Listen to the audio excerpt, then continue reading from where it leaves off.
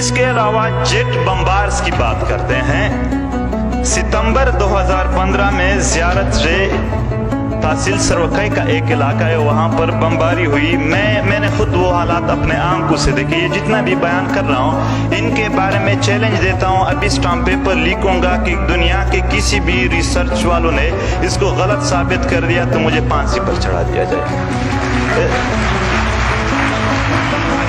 सितंबर 2015 में ज़ियारत रे में बमबारी हुई। हम स्टूडेंट थे, वहाँ पर पहुँचे तो 4 ख़वातीन और 5 बच्चे मुकम्मल टुकड़े हुए थे। टुकड़े को इकट्ठा करके बोरियों में जनाजे पढ़ाए गए। उसकी सिर्फ एक ही बच्ची रह गई थी जो होश में आने के बाद बार बार अपने माँ का पूछ रही थी, मगर वहाँ कोई माँ नहीं थी। तो ये वो जबर है। लेकिन उसके बाद क्या हुआ? जबर ये नहीं था, इससे भी ज्यादा हुआ।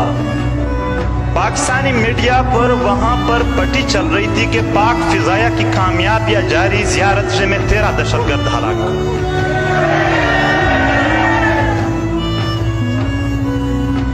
इसका एक और शक्ल है जिसको हम टारगेट किलिंग कहते हैं। सरदार आरिफ वजीर इसी टारगेट किलिंग के शिकार हो गए। मलक रईस, बल्कि एक तो सिटिंग MNA थे मेराजुद्दीन, उसका भी आज तक कोई पता नहीं है। नूर इस्लाम दौड़ अभी पिछले 2 महीनों में वो भी टारगेट किलिंग में शहीद हो गए। फिर उस स्वात में, शाह फैसल दीर में, मतलब सिर्फ नॉर्थ वजीरिस्तान में 2 सालों में 418 घर टारगेट किलिंग में उजड़ गए हैं। पूरे मिलिटराइज्ड एरिया है, वहां पर जितनी पहाड़े हैं उन सब के ऊपर किले होते हैं, रास्ते में चेक पोस्ट होते हैं। फाटा का 1 इंच जमीन ऐसी नहीं है जो उनको दिखाई नहीं देते हैं। हमारे घर के सहन उनको दिखाई देते हैं, रात वाले दूरबीन भी होते हैं। फिर कौन आता है इस बीच में?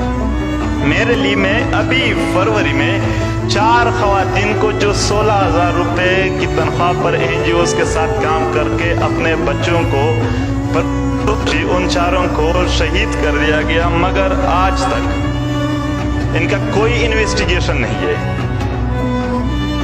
ये टारगेट किलिंग उन इलाकों में ज्यादा होती है जहां मदनियात ज्यादा होते हैं।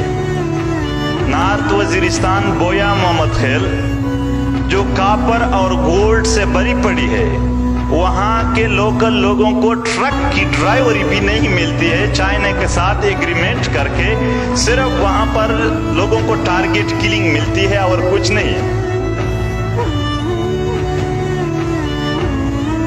इस तरह अगर बम धमाकों और शक्लों की बात करें, APS की शुहादा से लेकर क्वेटा के वकला तक, और फिर ताहिर दौड़ की सवालिया लाश, इन सब के लिए जब हमने मुतालबा किया कि ट्रूथ एंड रिकंसिलिएशन कमीशन बनाए तो कहा गया कि तुम लोग गद्दार हो।